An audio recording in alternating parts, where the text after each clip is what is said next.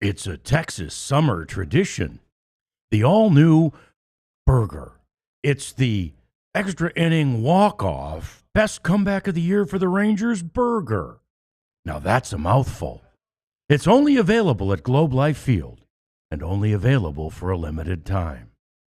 Wow, Mr. Announcer Man, that's cool. Sounds like a great burger. Sounds like a burger and a game we should sink our teeth into. Let's do it next. It's the DLLS Rangers podcast.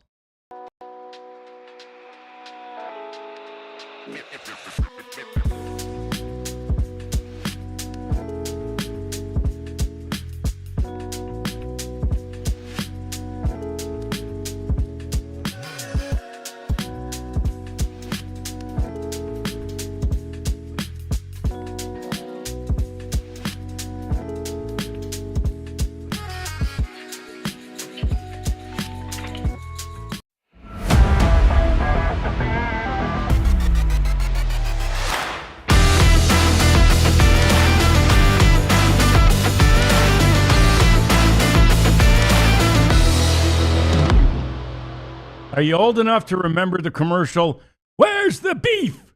There it is, right there.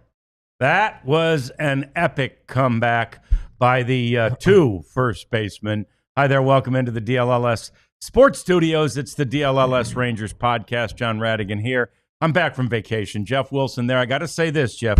Yeah. I was gone, left the day before getaway day, so I wasn't here. Last day I was here, the Rangers Tuesday. won. Yeah. And then they lost getaway day to the Yankees, and they lost every game. And then I landed yesterday. Got back from Michigan. I landed, and I look at my phone, and the Rangers are down 5-0, and Nathan Eovaldi's had a bad night. And I'm like, well, shoot, darn it, all right. And then by the time I got home, the comeback was complete. And I'm like, it's all me. I think right? there's something to that. I'm out of the state. The Rangers can't win. I'm back. They win. I'm going with it. They're fixing to win the rest of them. I think we should let Rangers ownership know so that you can get a salary. So I can finally start getting paid for this. Yeah, for sure. No, obviously last night was fun. It was epic. It was, again, and we've mentioned this a few times. One of those wins, Jeff, I think that you can. Oh, by the way, Kat's with us too. The Queen. And we're here, and you're here. So populate this thing, will you please, and chat with us? Because I was watching from afar, of course, and I saw some angry people. Oof! After the sweep at the hands of the Phillies. Angry people after the sweep. Angry people during the game last night. It's understandable because the offense has been terrible, but also. And games are ticking away. The Rangers are down to 42 games. But it's still a baseball season, and you're going to have these highs and lows even when it's crunch time. And they need to get rid of the lows. And maybe last night sparks that. Now, we've said that several times after previous, big wins and encouraging wins. Is this the one that's going to get them going? And and it's up to them. They have to keep it going. But some things happen in that game that might make you think, maybe this one has some legs. No, I know. And that it is the thing, because the reality is they're 120 games in. Mm-hmm. And I feel like we've watched the same game at least 100 times, right? Yeah. Maybe more. And that same game was on full display all weekend. Right. Can't score or score early, can't add on, get good pitching. Even Friday wasn't great on the pitching side, but Saturday and Sunday was good enough for the Rangers to win, but they couldn't score. So, we're like back to where we were in April and May and for a lot of June. But it's just a win like that can really change things. Scored 7 runs. They hit home runs. They did little things, and I know some people got pissed in the 10th inning that they didn't have Josh Young bunt. when is Josh Young ever going to bunt? No, you want Josh Young to bunt? No. Anyway, I get it though, and but for this win, the Langford throw-in homer was huge. That kind of got him back in it. Well, made it 6-5. I didn't realize until I looked. I think you noted it, July 11th, before the break, his last bomb. He had not hit a homer in exactly 31 days or 30 days. Yeah, and so that's a good sign. But it gets him back into it, and Jon Gray had been in the game to mop up or whatever after Eovaldi. All of a sudden, that home run leaves, and Danny Colon pops up. So the manager is thinking, we got a shot. Yeah. We got to hold this where it is. We got 3 innings to get 1 run. And they waited, and it was a little more dramatic than you'd like. But Rowdy Tellez comes up in the 9th, pinch hit homer, boom, and game's tied. And now you're cooking with fire. And I think the team has realized, really going back to the 7th when Coulomb came in after the Langford homer, like, hey, we got a shot at this. Yeah, and they did. And so 10th inning, Corey Seager's obviously not going to get a pitch to. So intentional walk, runners at first and second. Simeon, a little not a sacrifice fly, but a fly ball deep enough to advance Haggerty. So then go to the bench. Jock Peterson, not facing any lefties. Here comes Jake Berger, and hits it off the base of the wall and left. Game over. So, yeah. Huge win. It really was. You're looking at a 5-game losing streak if that happens. Back to 500. The Astros had won. The Mariners were off. The Guardians were either off or lost. Okay. So I think they were off. So anyway, there's an opportunity to make up ground with a win. And you're watching it. You're pissing it away. And for them to come back and win. And again, it's one that you can build on. Nathan Eovaldi started the game was terrible. Yeah. Well, not terrible, but he wasn't Nathan Eovaldi. No. And so you still won that game. The offense actually bailed him out instead of the other way around. For a change, so there's a ton of things to feel good about. And see if it carries over. Momentum's only as good as the next day's starting pitcher. So we'll see, but that's the kind of thing that can kick you in the butt and get you going. No doubt. I love some of the things I loved. Again, mostly for me about watching the highlights. I got to the house, and literally the only thing I saw on the game was the Berger walk-off.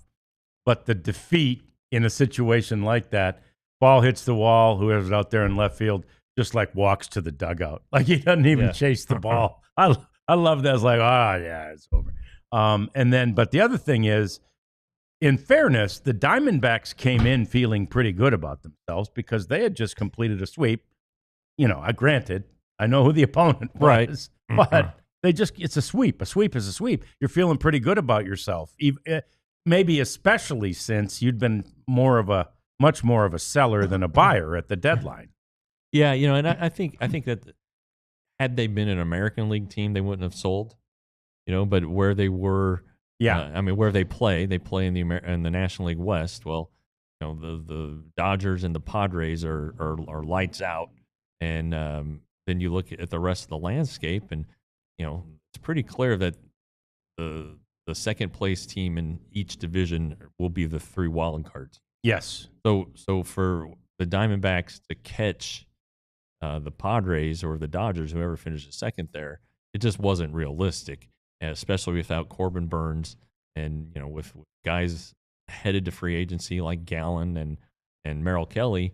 They needed to get something. It was smart baseball, I guess, baseball management, and so they got 3 Rangers prospects and for Merrill Kelly, and who's to say that they can't re-sign him? It sure seems like they would be the leader to re-sign him. He talks so fondly. That's where he grew up, and family, his wife's from there, his whole family. The only team he'd ever played for in the majors. Just seems like it would seem like they could get him back pretty easy. Yeah, I haven't talked to him yet. I know you have. I feel like he's sad to be here. He's just like, most guys, you leave a situation where you don't have a shot to make the playoffs and you're giddy, right? And he seems like, well, I'm here, Yeah, he still has some, he still needs to keep his stock up for free agency. So that's one motivating factor. But yesterday,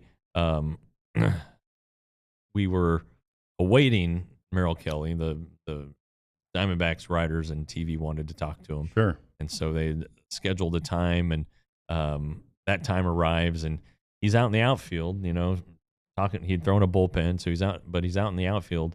I think he hugged every Diamondback person he saw and just stayed out there and talked to him. And so, finally, about 45 minutes late, he came for his media obligation.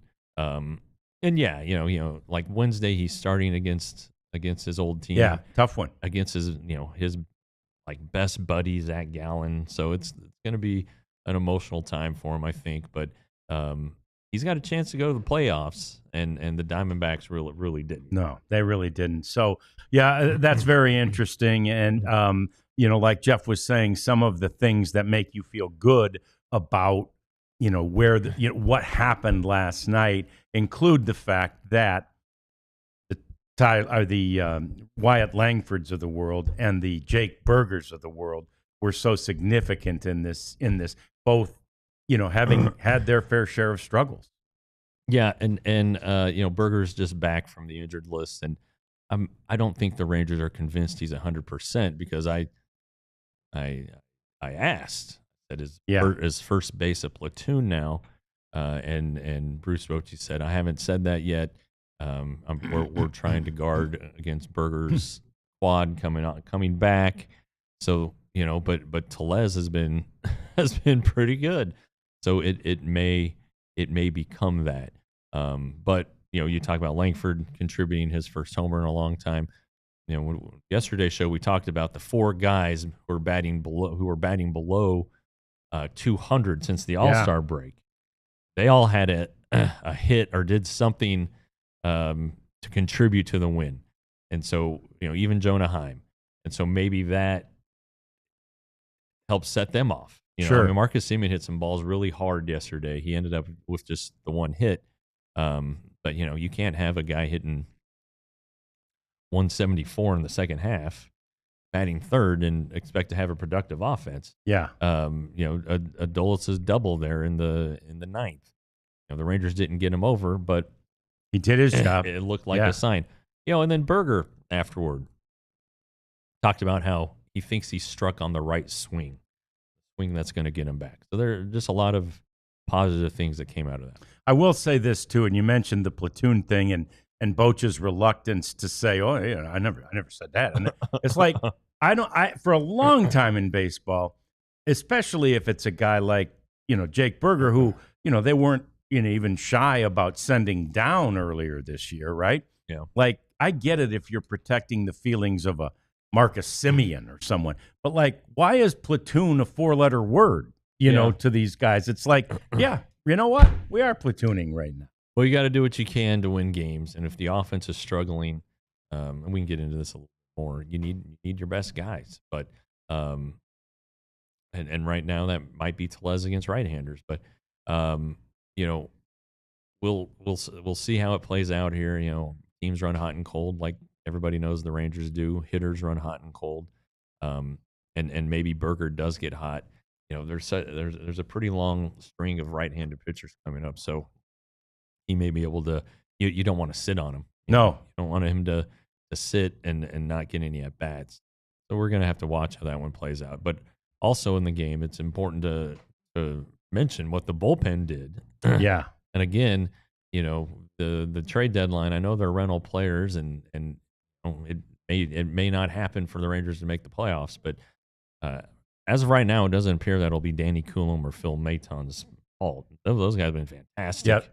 Armstrong came in and was good. Kobe Milner again, he's went through a little rough patch, it seemed like there in July, but now he's back and kicking butt and taking names. So and Chris Martin's throwing live batting practice today, so he's going to be close.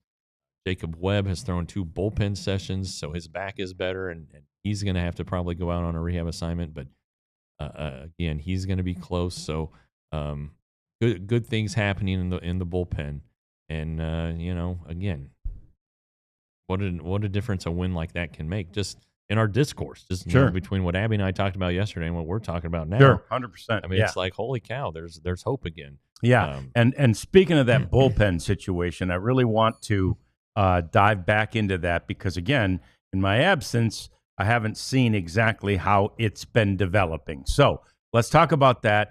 Let's also talk about other things happening with the lineup, of which there are many. Those are the topics coming up next on the DLLS Rangers podcast. Our favorite sponsor, they're my favorite, is Empire Today, and they're here. They've never left. They've been with us since day one, and actually, our 1 year anniversary is coming up, John. In 14 days. Oh, great! That's 2 weeks. Oh, that's fantastic. Yeah, 14 days from today. 14 days from today. Okay. Yeah, August 26th. I remember well. Anyway, Empire Today was here then. They're here now, and they want to give you $350 off your new floors. EmpireToday.com/DLLS. Schedule a free in-home estimate, free in-home visit, whatever you want to call it. Their expert is going to come to your house and help you decide what looks best, is best for your floors, for your current situation. Maybe you want to sell your house and need new floors. They'll help you make it look nice and shiny and all of that too. So again, EmpireToday.com/DLLS. Schedule that free in-home estimate and save some money on your new floors. So Nicole was quite worried about me. I bet. Yeah, she well, was. I hadn't been. You didn't even open my emails. I'm like, okay, Nicole, I've been on vacation. So, but she sent them, and Jason Aldean is coming Thursday. You can see him at the Dos Equis Pavilion. And then what do we call those? K-pop. I think this is a K-pop. Oh, Atez. Atez. Atez. So there you go. They're coming to. My goodness, they must be a big deal, Jeff. Are they a big deal? Saturday. Guess where Atez is playing? Globe Life Field. Is that a fact? That's a fact. Wow. So anyway, you've got plenty of options to choose from right here on our beautiful Game Time app. If you go to the Game Time app, they'll use all the technology to show you where your seats would be, especially for Atez, because you don't want bad seats at Globe Life Field. There aren't many, but for concerts, there could be. Game Time is the app. $20 off your first purchase is available if you'll just haul off and use the code DLLS at Game Time. All right, so let's start with that bullpen talk because I was thinking about that and seeing Nathan close it yesterday. I'm like, okay, is that the closer? Or, I know they haven't needed a closer since I left because they aren't winning until I get back. But anyway, that's just a thing. But anyway, so who do we think is going to fill that role for now? Yeah, they talked about using certain guys in certain pockets, but it sure seems like they like Phil there. And, he's an experienced guy and does it a little differently. It's not overpowering velocity, but he knows how to pitch and will slow them way, way down with this curveball. Very effective. And so I think that he's probably the guy right now. But, Chris Martin coming back might throw a wrinkle in there. And, Robert Garcia appears to have been, he has been removed from that. They haven't ruled him out down the road, but right now they want him to get fixed in lower leverage situations. So I think if the game had continued, he was going to pitch the 11th. Garcia was? I believe he had been warming up. So insert your own jokes here. So anyway, it's Phil Maton for now, as far as I can tell. And has Garcia pitched since the third home run he'd given up in 3 straight games? I think he's pitched twice more. Okay, good. And it's been better. It's still the command needs to be a little bit better, but and he's a little further away from this little back spasm situation. Sure. So maybe that's helped too. Yeah. But Phil Maton. Yeah. So let's talk about this lineup because again, at the beginning of the year, my brother called me from Detroit. He's like, all right, I know he's off to a slow start, but I got a chance in my fantasy league to pick up Jock Peterson. Mm-hmm. Said, should I? I said, hell yes. There's no way he's going to stay. This is probably April, right? There's no way he's going to stay like this. And my brother has essentially disowned me. But we sat there together this weekend and watched him hit a home run. Yeah. Yeah, it's you're going to get a good at bat. In most instances, Jock's going to see some pitches. A Diamondbacks. I talked to a Diamondbacks writer yesterday about Jock, and he explained to me that last year Peterson was so dialed in, it seemed like he knew what was coming, that he was setting pitchers up to make them throw the pitch that he wanted to hit. And that, it's been the opposite this year for whatever reason, whether it be the change in body type or. Well, and I was going to ask that real quick. Did the Diamondbacks writer comment on that? Yes. And he thought he looked bigger. Yes, yeah, for sure. Yeah. And, but something's happened. He's found at least some pull side power. Yeah. Now he's never been a all fields guy, but there's some pull side power there. And if he gets his swing off, he's got a chance to do some damage. The home run the other night was the other day was good. It just, the Rangers couldn't back it up at all. He had that gigantic, totally unexpected, out of nowhere homer against the Yankees. Then the next day he's on base 4 times. I don't want to say he's back, but he's better, or so it would appear.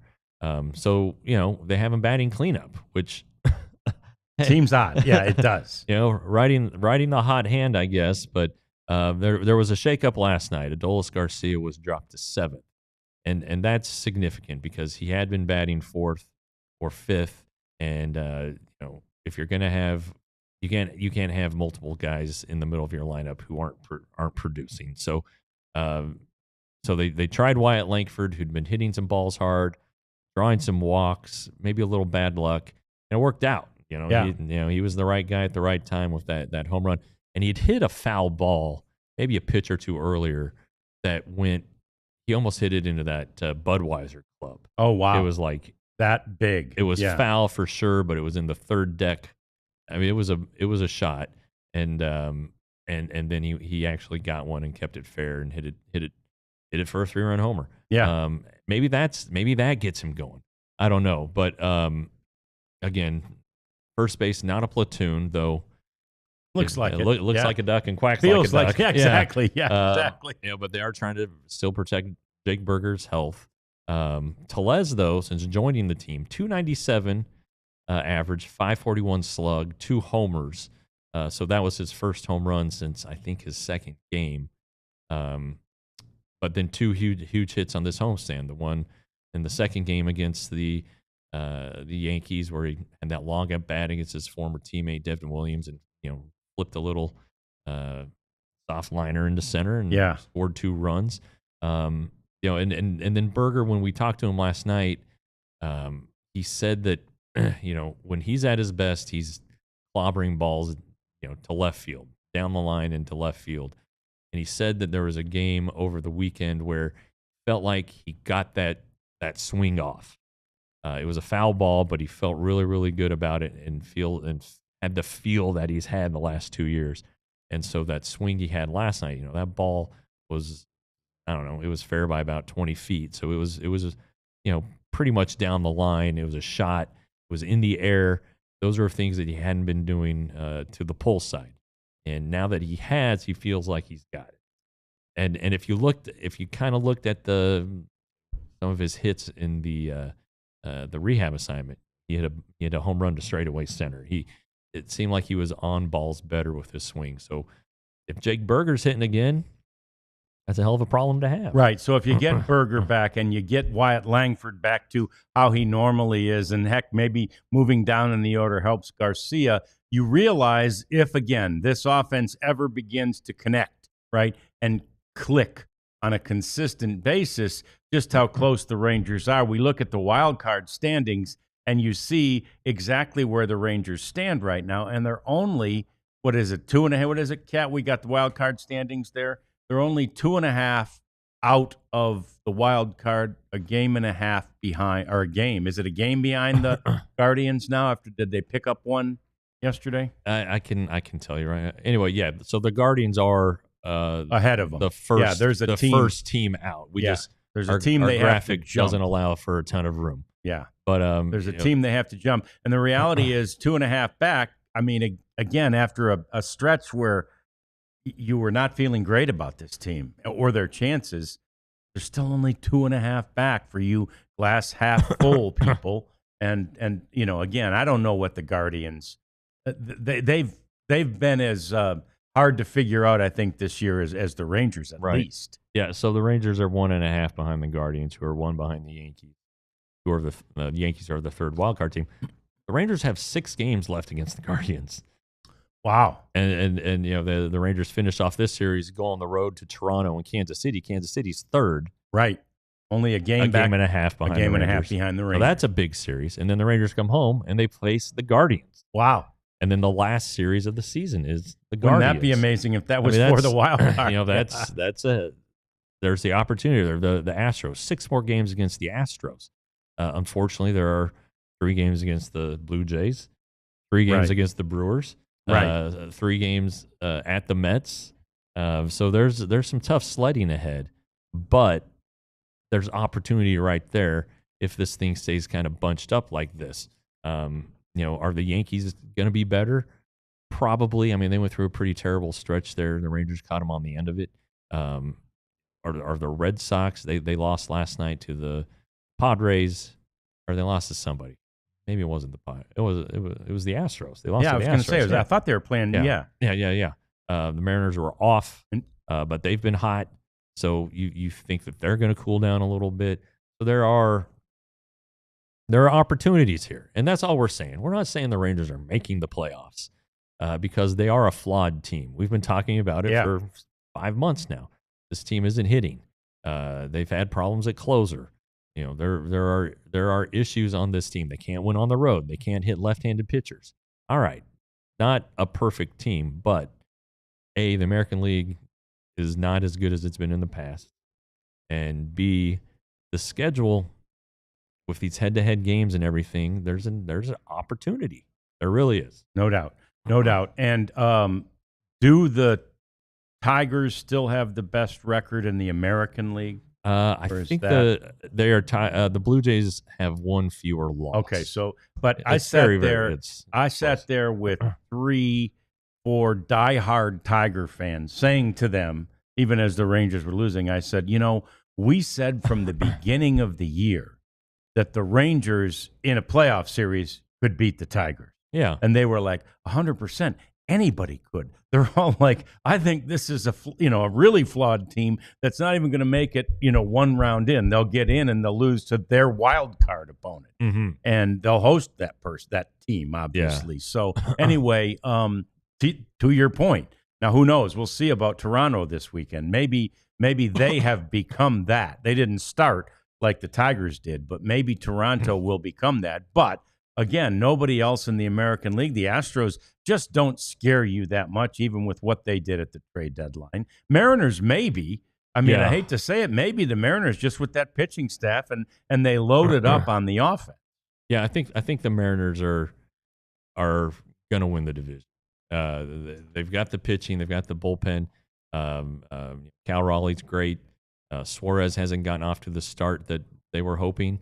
But Josh Naylor's been really good for him. He avoided a pretty significant injury after leaving the game early a few days ago. So they've got more offense than they've had.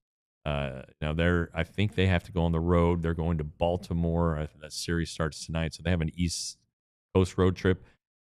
What did I just say? East Coast road trip. Road trip. Yeah, you said it right. Okay, and those are tough on Seattle. Those are long trips. I know they had the off day to travel and everything, but still, those are hard trips for Seattle. Anywho, they look pretty good. They do. They really do. They do. They've done a great job up there, and good for them. But somehow, in some way, they always seem to, like even the year they set the record for wins. Yeah. They figure out a way to lose in the playoffs, but they've never been to the World Series. No. They've never won. Yeah. They've never won their league. Even the Rockies have won their league. Yeah.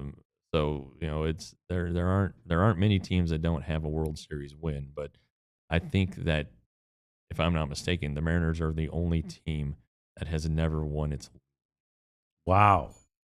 Okay. So we'll see. Maybe the Rangers will face him in the second round of the play. That could happen, right? I suppose. Yeah. Be weird, but playoffs are weird now. All right. More coming up. Let's talk about Nathan Eovaldi. Let's put last night's game into perspective, if we can, from who I still think is the best pitcher in the American League. We'll talk about it next. DLLS Rangers podcast. I hate, you've heard us say it before, and we're going to say it again, by gosh. The Cowboys crew is going to Las Vegas. Yeah, and right now they're in Oxnard, by the way. Don't miss right that now. Coverage, too. Yeah. Anyway, if you like the Cowboys, if you like to have fun, if you like Las Vegas, did I say that yet? If you like to gamble, if you like to eat a lot and drink a lot, you don't have to do all those things, but we've got something going. True Fan Travel, our good friends, are helping put together this trip to Las Vegas. You saw the dates there, November 15th through the 18th. You're staying at Mandalay Bay. You get to hang with the Cowboys crew, and you get tickets to the Cowboys' first game against the Raiders in Las Vegas. It's an indoor stadium. Now in November, it's generally mild and nice in Las Vegas, but you don't have to worry about the weather.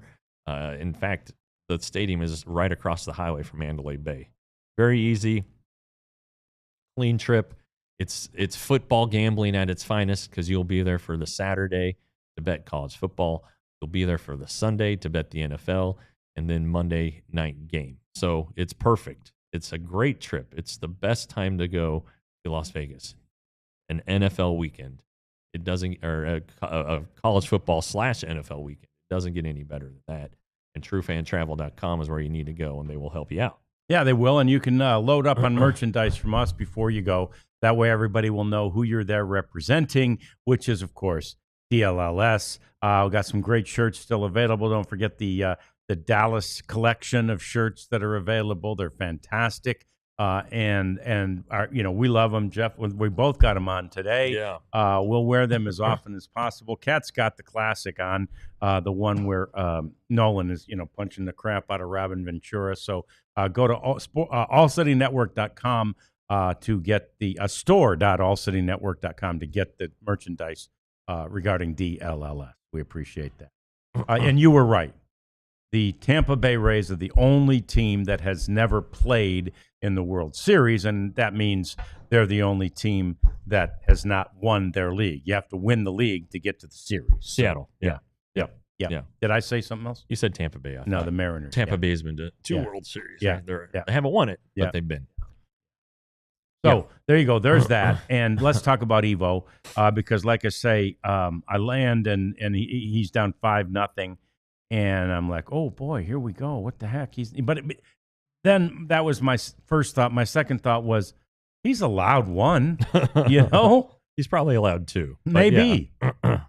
I get your feeling there. And, the first home run was to the Locklear guy that they got from the Mariners in the Suarez trade. And it was kind of a hanging slider, curveball, off-speed pitch right over the middle of the plate, low in the strike zone. Okay.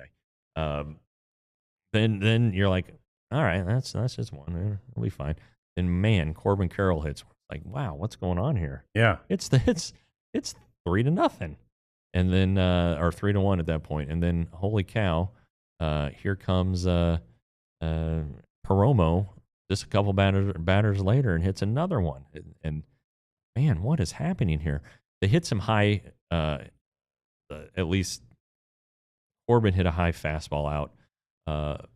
Eovaldi was not happy with the pitch to Perdomo, which followed a hit by pitch, and Eovaldi had two of those. And now the first one, you saw him talking to the umpire if you were paying attention, and if you saw the replay, you can't tell Marte's arm was damn near over the plate. Oh, really? Okay. Yeah, and it's pretty interesting to hear pitchers in general talk about guys who. Lean in, basically. They're trying to protect the outside of the plate, which is where Eovaldi is good and where DeGrom is good. So they're on the plate. They have the pads. They're all armored up, and so they're not afraid of getting hit by a pitch. And so Eovaldi needs to go inside, and that ball was not far off the plate, not far at all. Anyway, he ended up going 5 innings, gave up a bunch of hits. We got that graphic, 5 runs, 8 hits. There you go, a walk, which add in the 2 hit by pitch. So there's 2 more free base runners. Only 3 strikeouts, which is pretty telling for Eovaldi. Yes. That his stuff isn't right, and the 3 home runs. And then you see there down below, his ERA jumped from 1.38 to 1.71. Yeah. Still below 2. He's still not a qualifier, or else he would be leading the majors. Right. So did you speak? Did he speak? I'm sure he did speak after the game. He did. And what were his thoughts? What was his... He said he went away from his strengths, which is interesting. And he kind of talked about that and how he just needs to go back and take a look at it and figure it out. He was yanking pitches, his command was off, whatever it was. It just wasn't his night. And he's going to start against the Blue Jays, which they're a heck of a good hitting team. They put the ball in play. They don't strike out much. So he'll have his hands full, and he had his hands full with him late last season. I don't remember if he faced him earlier this year. Home game late last year, I think they scored 5 runs against him. A game the Rangers ended up winning, but I think they're a tough matchup for anybody. But they were a tough matchup for him. So he's got some work to do. But I don't think anybody is worried about Nathan Eovaldi. No, especially not from a work standpoint. And I feel like he's the kind of guy, and we'll have to check this stat, but I feel like he would be the kind of guy that doesn't generally have 2 substandard for his own, by the high bar he set, right? 2 substandard starts in a row. And so I would think we'd get a great one out of him. A little bit like sort of a la the performance we saw from Jacob deGrom this weekend that I haven't had a chance to chat with you about. But that was a bit of a heartbreaker there. As he pitched. He pitched really, really well. Overall he pitched well. He was hard on himself afterward for not executing his pitches, he said, and ultimately surrendering a lead, and the Rangers against that Phillies bullpen were not able to come back from. But it was better. He didn't give up the 5 home runs or the 5 runs. Right. He kept the ball playable. He piled up some strikeouts. It was just better. And so that's a positive sign. And he's always motivated to improve and get better. So his next start is going to be also against the Blue Jays, and the Rangers are throwing their best guys at that group. So has a chance to work out pretty well, at least in theory. But he was better, so that's a good sign. And maybe Eovaldi has another hiccup and then is better again. I don't know. Yeah, that's right. It could happen. But if you look at Jacob deGrom's body of work and it's 23 or 24 starts, he's had 2 bad ones. 2. That's it. They happen to be back to back. Right? You'll take that. Yeah. You'll take that. Yeah. Yeah, and that's the thing. That's where you're not going to freak out, especially if the matchup isn't great for Eovaldi against the Blue Jays. You're not going to worry too much if that's a bad one. You still expect him because again, he can just do so many different things. He's like a maestro out there because he can do so many different things in the game plan because he can throw so many different pitches. He can definitely play to the other team's weakness. Which is a pretty good trait and a pretty good thing to have. The question in there about Jonah Heim, his attitude sucks. I would say to that that his body language does. Yeah. Right. I don't know that his attitude does. In fact, I don't think his attitude does at all. But I think I couldn't agree more about the body language. It looks like he's miserable all the time, and most of the time, that misery I think is directed at himself. Correct, but talking about this just yesterday with somebody, and and he said he looks miserable playing baseball. Yeah, and there's something to it, and you know, we saw it last year too. I mean, this isn't the first time. Nope. You know, he was this all-star and Gold Glove winner in 23. Raised the bar for him personally, and I think for everybody else. And then he couldn't meet those expectations, and he couldn't figure out why. So, you know, he talked about he was having, you know, it was a mental battle.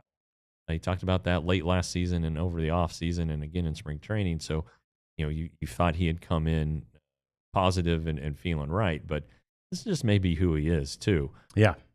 But it doesn't look great, right? It does look like, you know, he can't get out of his own way, can't get out of his own head. And you do wonder if sometimes it carries over to the defensive side because there are balls that get past Jonah that seem like they shouldn't get past. And maybe, and I don't know if these happen after a bad at bat or he makes an out, but you know, but I don't know what, you know, somebody had said something to me on Twitter like, you know, ask Bruce Bochy about this. You know, how did he allow this to happen? What do you mean? Yeah. You know, what do you mean? How did he allow? How is this the manager's fault? What's he supposed to do? Make Jonah do 15 push-ups every time he shows bad body language? Are you going to take him out of the lineup and send him down to the minor leagues? What are you going to do? This isn't football, all right? You know, this is Major League Baseball. Catchers are vitally important to the team. You have to have two of them. A team cannot survive in this day and age with one guy catching 150. It's not the 70s or the 80s. This is how the game has gone. And Jonah Heim is an important piece right now. No doubt. And there's nobody in the minor leagues that's better than him. That's the other thing. No. There's nobody else. I know they just signed Omar Narvaez, but there's a reason why they're able to sign Omar Narvaez. Because nobody else wanted him. Right. Even the White Sox. Right. So look, you know, and I don't know that Jonah Heim's going to be on this team next. I really think that the Rangers aren't going to want to pay him what his projected salary arbitration figure will be. They can probably get better value out of it, out of that position financially than what Jonah is probably going to be due to be paid. And so I'm not lobbying for Jonah Heim here. Just saying, you know, how is this the manager's fault? No, because again, how is this anybody's fault? It's up to Jonah to get things straight. Yeah, what they did in the offseason was try to do everything that would help Jonah, right? They felt like, to somebody's point in there, we may have, you know, burned him out in the 23 playoffs. Okay, that's fine. That may have happened, right? But then, and if it did, it showed last year. Okay, so that this past offseason, all right, let's make sure we don't burn Jonah out. Let's make sure we do. So they get in a guy in here. And the two things we knew about the 23 season were that he was better with veteran catchers around to help him, of which he had two by the end of the year, and that he was, you know, having a career year. And so that may be it too. Maybe that was just a career year, and this is what he is. But the reality is the front office did everything they could do to help him too by bringing in Kyle Higashioka. And there were people I talked to in the organization who said, you know, it's a 50-50 split, you know, at the beginning of the year. And they said, and I think for the first, they'll do, you know, they'll split 60, you know, 120 games. They'll split 60 games, you know, take 60 each, and that, which is right where we're at. Yeah. And then we'll see who the catcher is. So maybe we will. Here we go. You know, I think if there are concerns about Higashioka's health with the, you know, the hamstring issue that they kept him off the IL, but it's not 100%. Yeah. I mean, you know, it's something they're monitoring. I think if Higashioka was healthier, he would be the primary guy. But right now, and Bruce Bochy, I asked him about this yesterday, he said it's probably going to be a split for now until we feel like Kyle is better. Healthy. Yeah. So, you know, this is what you're gonna get. Yeah, and frankly, it seems hard to fathom that he's going to get better, right? Yeah, with exactly. Just playing every other day kind of thing. Yeah, no, I think he, you know, if with Jonas starting the game last night, maybe he goes back to back, catches tonight. Maybe he is off tonight and catches the day game. Sure. Wednesday. If he were to catch the day game Wednesday, Higashioka would get 2 days. 2 days. Nice. Off. Okay. Yeah. And so it helps. That's one way to look at it. Yep. It definitely helps. Cleaning this thing up next, we're going to talk about who is in the lead for the Cy Young Award. If Nathan Eovaldi's not, surprisingly, we'll get to that, and also some other news from around baseball as we continue on the DLLS Rangers podcast. And I think, do we have the 36 thing going right now? Yeah. So our guys are at training camp, so you can get the Die Hard deal for $36. Do it, please, because you'll see so much great content. I hope you saw some of it that generally is just free on Twitter. But when Clarence Hill goes out there, and there are old, especially former, like 30 years ago type Cowboys are on, Clarence knows every one of them. So he's got, one-on-one on the blue carpet last night with Emmitt Smith. He's got a one-on-one with Jerry Jones. He had James Washington. Most of you are probably too young to remember James, but he was a great defensive back out of the L.A. area, lived there his whole life, went back there and started real estate business when he retired. Great guy on those 90s teams. So anyway, it's fantastic and absolutely something you need to get your brain around, that this diehard content is available to you for $36. Yeah, I mean, 36. It's such a good deal. It's $3 a month. You get the free T-shirt, so that's like a $35 value. So you're getting all of this amazing stuff and content, access to content. Plus, you get 20% off our events. Yes, you get 20% off of that Cowboys trip to Dallas. You'll get 20% off our trip to spring training, which is not in the plans, but we're working it. We're pushing it. We're pushing it hard. We want you guys to have a trip with us too. We want in on this trip action. Yep. I know Surprise like the back of my hand. I got a bar where we can hang out and watch sports and play trivia and do all that stuff. Go to road games. I know the Valley, like I can get you anywhere pretty much. Any of those ballparks, it's going to be a great time, but you got to be a diehard to take the most advantage of it. And if you don't believe us, check out Ethan in the chat. Says it's too cheap. It should be $99. I'm sure Ethan's already a diehard and knows all the content that's available. That's too cheap.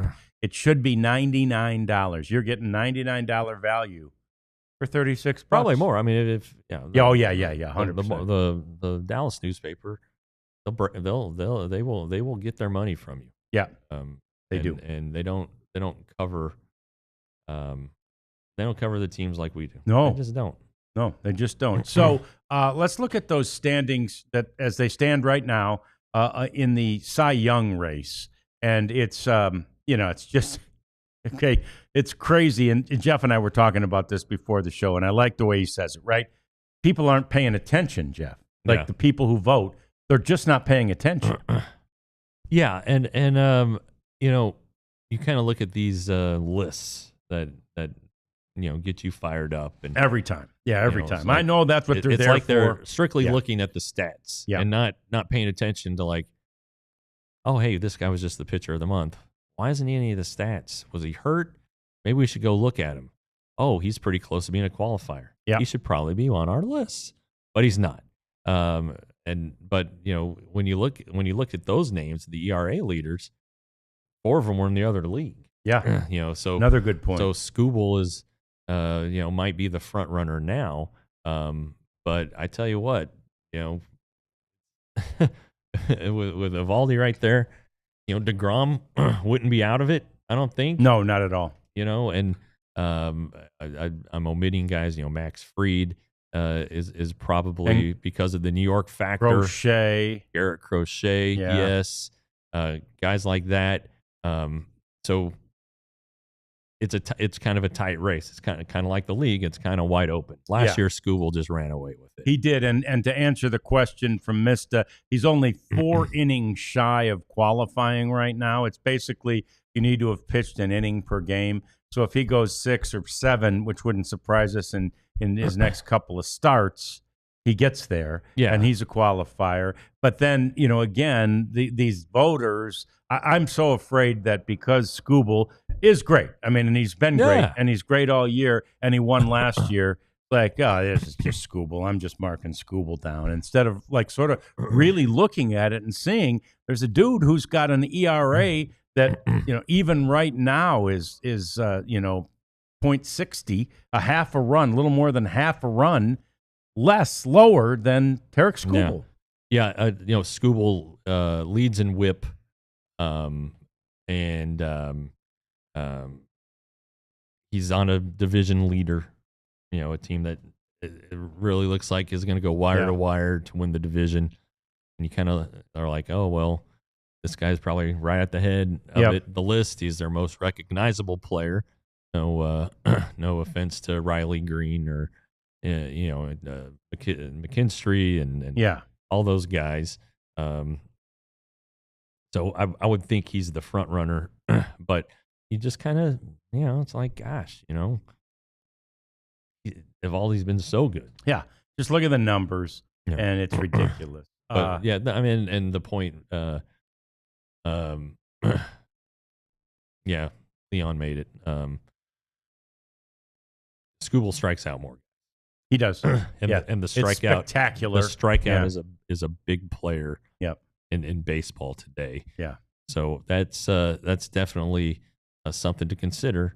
And but when you add it all up, and when you start throwing a Nathan Eovaldi into this list of leaders, it's going to be really hard to say that he doesn't at least garner significant consideration to be the winner, to be on the you get, if you're a voter, I speak from experience, you get 5. Your ballot includes 5 players for the Cy Young. So last year, it was tough last year. I think I left Cole Reagans off, or maybe I had him at the bottom. Anyway, I think I went Skubal, the teammate, the Royals guy, the other Royals pitcher whose name is escaping me right now, Seth Lugo. There we go. And then I voted Clase, Framber Valdez, and somebody. It might have been Corbin Burns, or it might have been my guy, Cole Reagans. Oh, yeah, okay. I mean, if I call him my guy, then maybe it was Reagans. But I would say I might have also been like, he's such a nice guy, he'd probably forgive me. Anyway, so you get 5 of them. So, if Eovaldi's in the top 5 in ERA, WHIP, average against, things like that, then people are gonna be like, okay, he needs my vote. Sure, 100%. So 6 divisions in baseball, and they've ranked also the division races as we get down to the final month and a half of the season here, and the number 1 division race in all of baseball. So this one does not have me hot under the sports collar, because it is correct. It's the American League West, right? And the difference for them, the voters, is that there are, and this is nice too to see, they say it's the only division where there are 3 teams alive. And it's true. And if you look at it, you'd go, oh, yeah, that's a 2-team race too, the Astros and the Mariners. But at least in this case, the voters have realized, yes, the Rangers are still alive, despite the fact that as of the moment, they're 6.5 games back. Well, yeah, I think the the Yankees should also be. The East is probably pretty good. I would say the Yankees are in it. They're 6. Good point. They're 6 let me back. see if that was the second best. But yeah, the rest of the. You're right. How about the Padres though? They're within a game of. How about that? That's fun. Remember the mighty Dodgers. Yeah, remember I said when we were everybody was so fired up. Oh, the Dodgers are going to ruin baseball with all this. I said they're not ruining baseball. They're not even winning the World Series. That's right. And they're not. You got to play the games. Yeah. You got to get out there and play the games. Yeah. And they can't keep their pitchers healthy. No, they can't. And there's no magic formula for that. I mean, I'm sure they have the best money can buy in everything. Yeah. Right. So they have the best trainers and all that stuff. And you can't, there's certain things you can't do. Alex Bregman was back in Houston yesterday. They gave him a nice tribute. I saw some video of he and Altuve and Correa all getting back together. And, it's the one thing, and it's kind of like what we were talking about with Merrill Kelly. These are your best buddies. I mean, you spend so much time with them, and everybody knows it's a business, so you go on about your way. And you may, and I don't know if Bregman does or not, but you may hate the organization. You may hate the owner or the general manager, but you never, if you played with all those guys for 8 years or whatever it was, they're your best friends. Yeah. And he graciously accepted the video and then promptly hit a home run. Yeah, right. The crowd was pretty happy. Yeah. And it seemed like, as I revisit the offseason in my head, the Astros made him the 5-year deal, $5,165 or something like that. And that was the only deal he had for a long time. Yeah. And people were starting to think, well, it looks like he's going to go back to the Astros, and then the Red Sox swooped in with a huge per year salary. Yeah. Only a 3-year deal, if I'm not mistaken. And I think he can get out after 2, or maybe even after 1. He can get out after this year. Yeah. Yeah, and he's been a good player. He was hurt like he always is. He always, at least the last few years, has had an injury interrupt his season. Still a good player. I'd take him on my team. I know that. 100%. But yeah, so that was nice to see him back. And then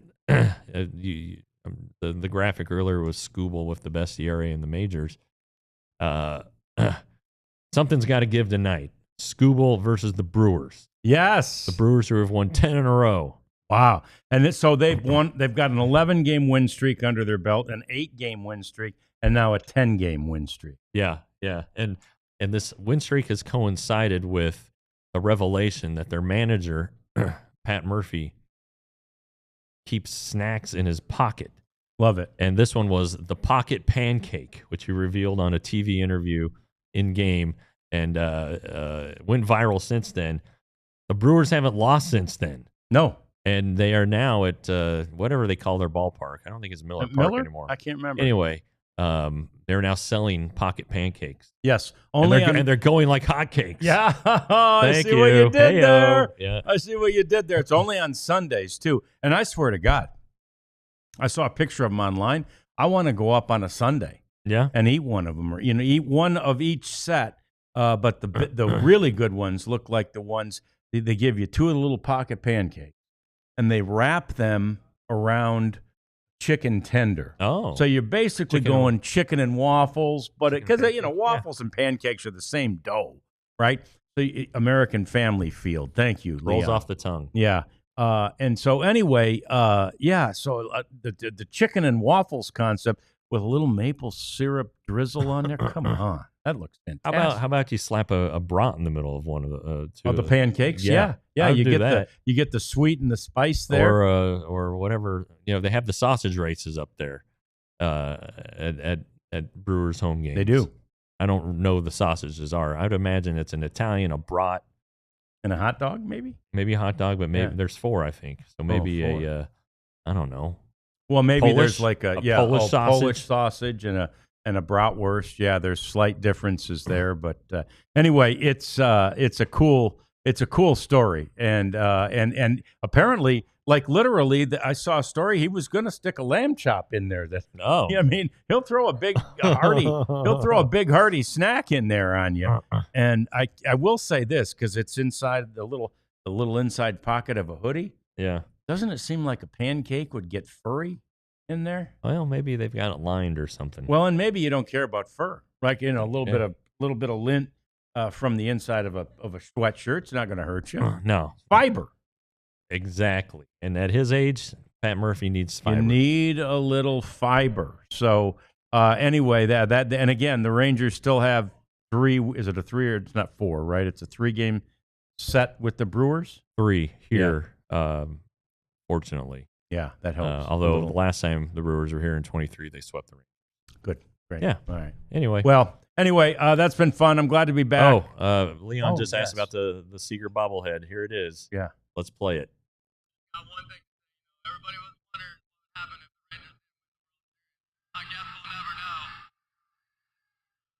Fantastic. There you go. Best bobblehead ever. Because I don't know that I've ever seen one with audio. I don't think I've seen a talking bobblehead.